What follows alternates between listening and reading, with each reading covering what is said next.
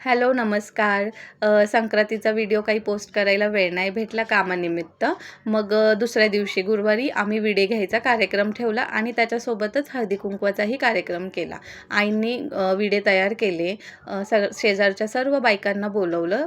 मग तिथून पुढे मी बसले विडे घ्यायला. विडे घेताना आमच्याकडे पद्धत आहे अशी बोलायची, की "सीतागंधारीचा इडा आला नगरात, घ्या पदरात, घेती राणी कुणाची." मग मी माझ्या मिस्टरांचं नाव घ्यायचं असतं. मग मी म्हणाले सूरजरावांची आणि देती राणी कुणाची असं मी त्यांना विचारायचं. मग त्यांनी आपापल्या नवऱ्यांची नावं घेतली.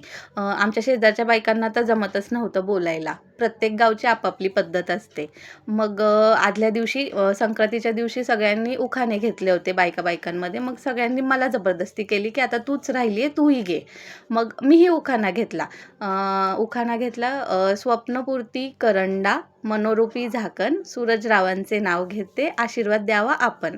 मग आईंनी त्यांचे विडे घेतले. मग तिथून मी आणि मिस्टर दवाखान्यात गेलो. मग नवरोबांनी माझ्यासाठी एक सरप्राईज प्लॅन केलं होतं. ते मला डिरेक्टली घेऊन गेले दगडूशेठ हलवाई गणपतीला दर्शन घ्यायसाठी. मग तुळशीबागेत थोडंसं फेरफटका मारला आणि दगडूशेठ गणपतीचं दर्शन घ्यायला गेलो. Thank you.